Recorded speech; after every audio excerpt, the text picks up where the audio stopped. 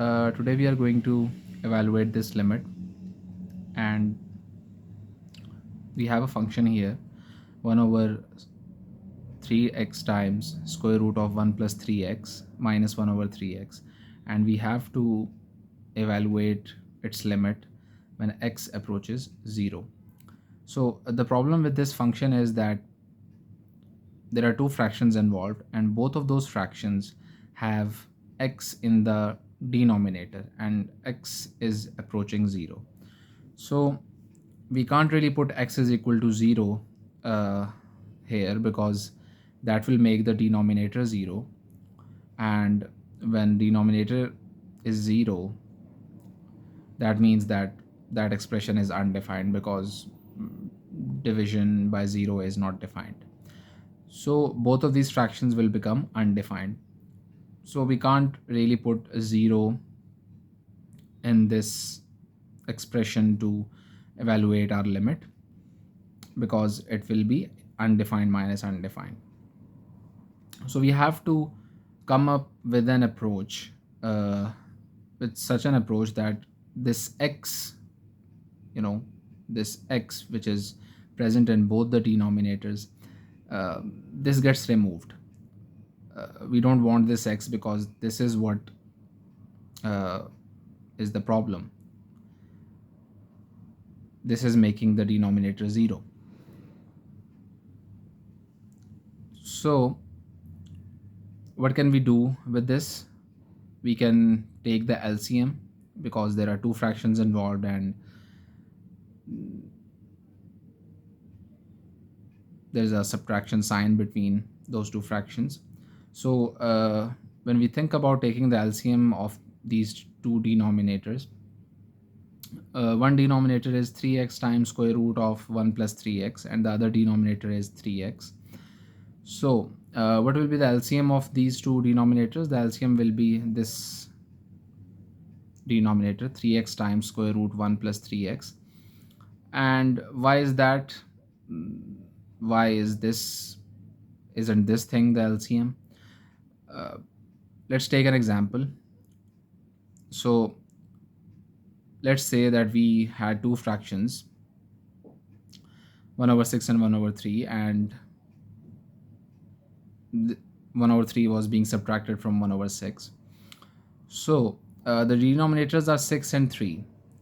So this 6, this basically is a bigger number than 3, and it contains 3 in it. 6 can be written as 2 times 3. So 3 is basically present in this bigger number. So whenever we have to take LCM of two numbers, and there's such a situation that the smaller number lies within the bigger number, then that means the bigger number will always be the LCM. So in this case, 6 will be the LCM.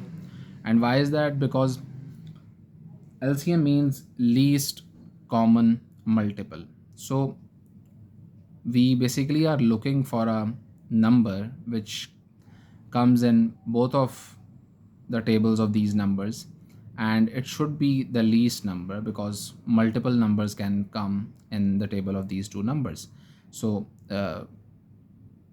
like for example, 6 comes in both of these tables, 12 comes in 6's table and 3's table, but we have to pick the least number, so the LCM will be 6. So that's why the bigger number is the LCM. So here we have two numbers, 3x times square root of 1 plus 3x and 3x. So clearly this is the bigger number, because this is being generated by multiplying this denominator with another factor. So this contains this thing, so that's why this will be the LCM. So we take the LCM, and so the next step is that we think of a number which needs to be multiplied by the numerators So this fraction has denominator which is equal to LCM, so this one doesn't need to be multiplied by anything, so this is just 1 minus this denominator needs to be uh, this is not equal to LCM is this thing, and in order for this thing to be equal to this thing, it needs to be multiplied with square root of 1 plus 3x. So we'll multiply this 1 with this factor, so minus 1 times square root of 1 plus 3x. So 1 times anything is just that thing. So 1 minus square root of 1 plus 3x over 3x times square root of 1 plus 3x. So we have an expression, and what can we do with this expression? So if we see in the numerator, when we see the numerator, we get a hint that what should be our next step. So in the numerator we have two terms, this 1 and this square root of 1 plus 3x, and I'm calling these two things terms because these are separated by this negative sign. So whenever we have two terms, we can basically try to rationalize that fraction by multiplying and dividing by that dividing that fraction by the